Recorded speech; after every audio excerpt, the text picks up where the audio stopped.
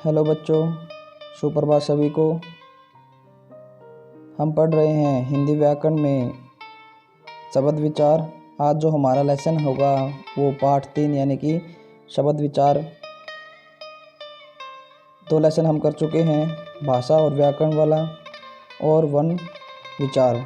अब आया वर्ण से आगे शब्द विचार। शब्द पर विचार करना है, हम पढ़ेंगे। देखिए, वर्णों के संयोग से शब्दों का निर्माण होता है। यानी कि वर्ण जब मिलते हैं, जोड़ा जाता है उनको, तो क्या होता है, शब्दों का निर्माण होता है। जैसे क, मैं, ल, कमल, ये क्या हमारे ये वर्ण हैं, तो ये हमारा शब्द हो गया मिलके, ठीक है।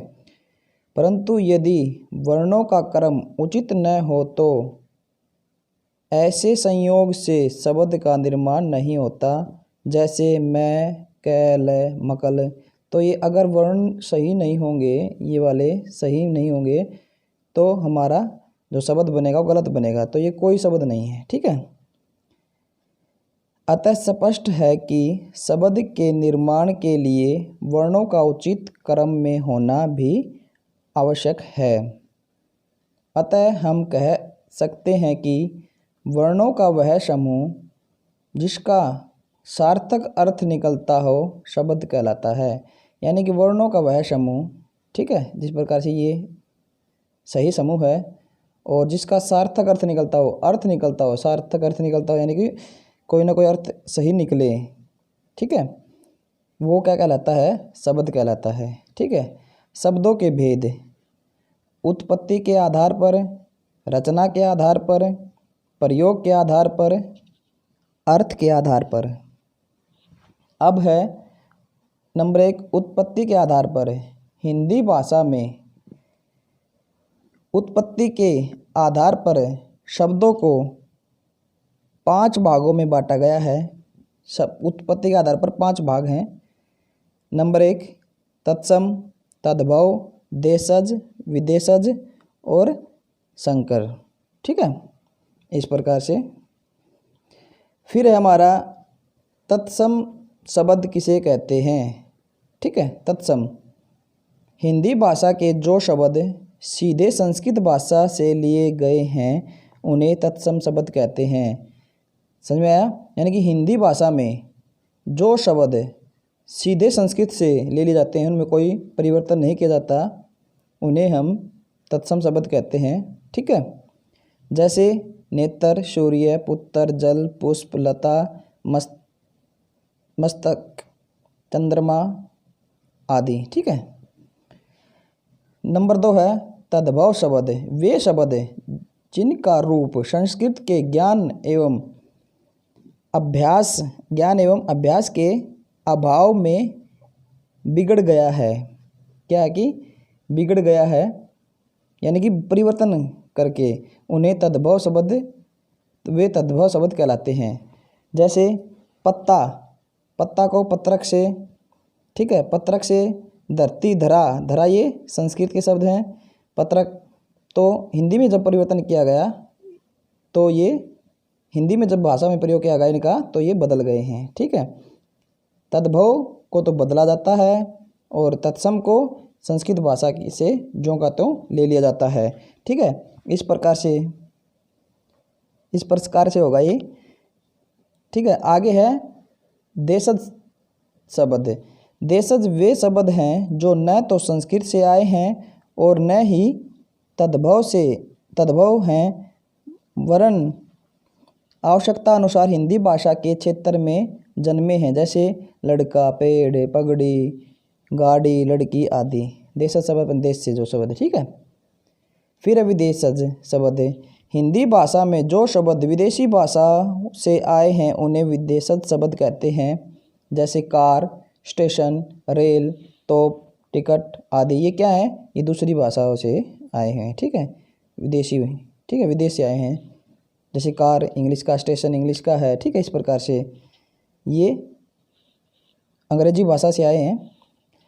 फिर है अगला संकर शब्द।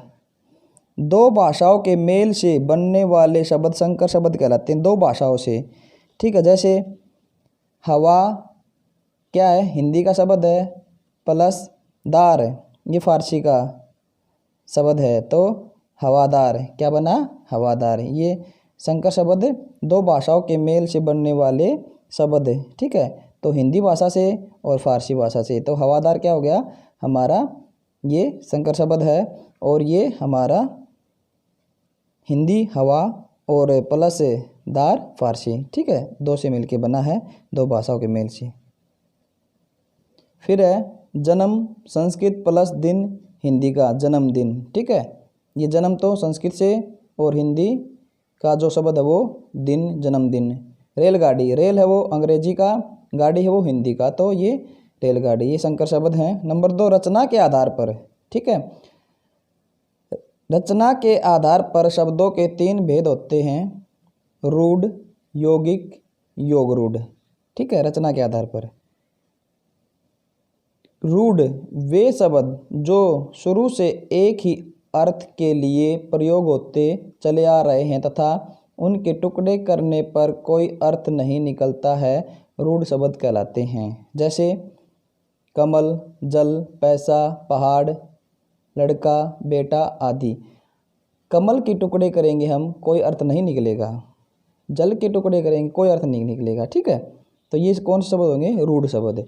यौगिक जो शब्द 2 या 2 से अधिक शब्दों के योग से बने हैं, यौगिक शब्द कहलाते हैं। 2 या 2 से अधिक शब्दों के योग से बनेंगे ये, ठीक है। जैसे डाकघर, दवाखाना, शिवालय, पाठशाला, धर्मशाला। जैसे पाठशाला, पाठ और शाला 2 शब्द बने ऐसे, ठीक है। तो पाठशाला जो हमारा विद्यालय होता है। फिर है जैसे शिवालय, शिव प्लस आलय, ठीक है। शिव प्लस आलय, शिव का आलय, आलय स्थान, ठीक है। इस प्रकार से शिव प्लस आलय दोनों का अर्थ निकल रहा है, शिव का भी और आलय का भी। शिव नाम है, शब्द है, पता चल रहा है भाई किसके बारे में कह रहा है, आलय स्थान, ठीक है। इस प्रकार से आगे है योग रूढ़ वे शब्द जो 2 या 2 से अधिक शब्दों से मिलकर बने हों किंतु उनसे किसी विशेष अर्थ की ध्वनि उत्पन्न होती है। जैसे दशानन, 10 हैं आनंद जिसके, कहते हैं ना दशानन, 10 हैं आनंद जिसके। भाई किसके बारे में कह रहा है ये, रावण के बारे में कह रहा है। कंसारी, ठीक है, कंस, नीलकंठ, जलज आदि, ठीक है। यहाँ दशानन 10 मुँह से कोई अर्थ नहीं है किंतु अपने विशेष अर्थ के में केवल रावण के लिए ही आएगा। वैसे ही कंस के शत्रु तो और भी रहे हैं किंतु कंसारी श्री कृष्ण के लिए प्रयोग हुआ है। कंसारी शब्द श्री कृष्ण के लिए प्रयोग हुआ है, ठीक है। तो कंस को मारने वाले श्री कृष्ण थे कंसारी। तो अब आया हमारा प्रयोग के आधार पर, ठीक है। नंबर 3 प्रयोग के आधार। प्रयोग के आधार पर शब्दों को 2 भागों में बांटा जा सकता है, विकारी और अविकारी। विकारी शब्द जो शब्द लिंग, वचन, कारक तथा काल, लिंग में, वचन में, कारकों में और काल में प्रयोग के आधार पर परिवर्तन हो जाता है, उन्हें विकारी शब्द कहते हैं। ये 4 प्रकार के होते हैं, संज्ञा, सर्वनाम, विशेषण, क्रिया। इनके विषय में आप आगे के अध्यायों में जानेंगे, ठीक है। आगे है अविकारी शब्द, इसका ही है ये। हमने अब विकारी शब्द किया था, अब अविकारी करेंगे। अविकारी वे शब्द जिनमें लिंग, वचन और काल आदि के कारण कोई परिवर्तन नहीं होता। देखो यहाँ पे तो परिवर्तन हो रहा है विकारी में, और अविकारी में कोई परिवर्तन नहीं होता, उन्हें अविकारी शब्द कहते हैं। जैसे क्रिया विशेषण, संबंध बोधक, समुच्चय बोधक और विषम्य बोधक। इनके विषय में भी आप आगे के अध्यायों में पढ़ेंगे, ठीक है। हम पढ़ेंगे आगे। नंबर 4 अर्थ के आधार पर। अर्थ के आधार पर शब्दों को 2 भेद होते हैं, सार्थक और निरर्थक। स्टार्टिंग में आया था हमारा सार्थक शब्द, अब पता चलेगा क्या। सार्थक शब्द जिन शब्दों का कुछ न कुछ अर्थ हो वे सार्थक शब्द कहलाते हैं। जैसे रोटी, पानी, ममता, डंडा आदि, ठीक है। निरर्थक शब्द जिन शब्दों का कोई अर्थ नहीं होता है वे निरर्थक शब्द कहलाते हैं। जैसे रोटी वोटी, पानी वानी, डंडा वंडा। इनमें वोटी वानी वंडा आदि निरर्थक शब्द हैं, ये फालतू के शब्द हैं। ठीक है, तो इसे निरर्थक, इनका कोई अर्थ नहीं निकल रहा है, इसका अर्थ निकल रहा है। ठीक है, इस प्रकार सार्थक अर्थ सही अर्थ निकल रहा है, इनका कोई अर्थ नहीं है। अब देखिए सार्थक शब्दों के 4 भेद होते हैं भाई। एकार्थक शब्द, अनेकार्थक शब्द, समानार्थक शब्द, विपरीतार्थक शब्द है। एकार्थक शब्द है वे शब्द सार्थक यानी जिनके अर्थ निकलता है, सही उचित अर्थ निकलता है, वे शब्द जिनका केवल एक ही अर्थ हो एकार्थक शब्द कहलाते हैं। जैसे हिंदी, कंप्यूटर, पृथ्वी, इनका कोई अन्य अर्थ नहीं होगा। ठीक है, इस प्रकार से अनेकार्थक शब्द, जिन शब्दों का प्रयोग एक से अधिक अर्थ के लिए किया जाता है, उन्हें अनेकार्थक शब्द कहते हैं। जैसे अंक, अंक में अंक बोलेंगे तो संख्या भी हो सकता है भाई, गोद भी होता है, इसका मतलब नाटक का भाग भी होता है। ठीक है, इस प्रकार से ये अनेकार्थी हैं, ये एकार्थी है। एकार्थी क्या होता है? जिसका कोई यानी कि एक ही अर्थ निकले और ज़्यादा अर्थ न निकले। अनेकार्थी में अंक जैसे इसके अनेक अर्थ निकल रहे हैं।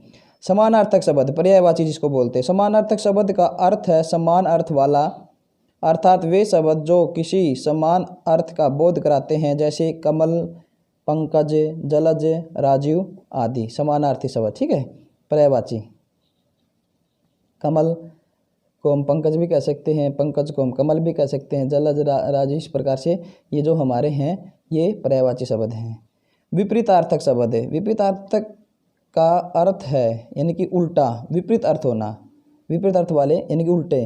वे शब्द जो परस्पर उल्टे अर्थ का बोध कराते हैं उन्हें विपरीतार्थक या विलोम शब्द कहते हैं। ठीक है, जैसे राजा, रंग, अमीर, गरीब, बूढ़ा, जवान आदि। ठीक है, तो हमने देखना है इसमें क्या आया है।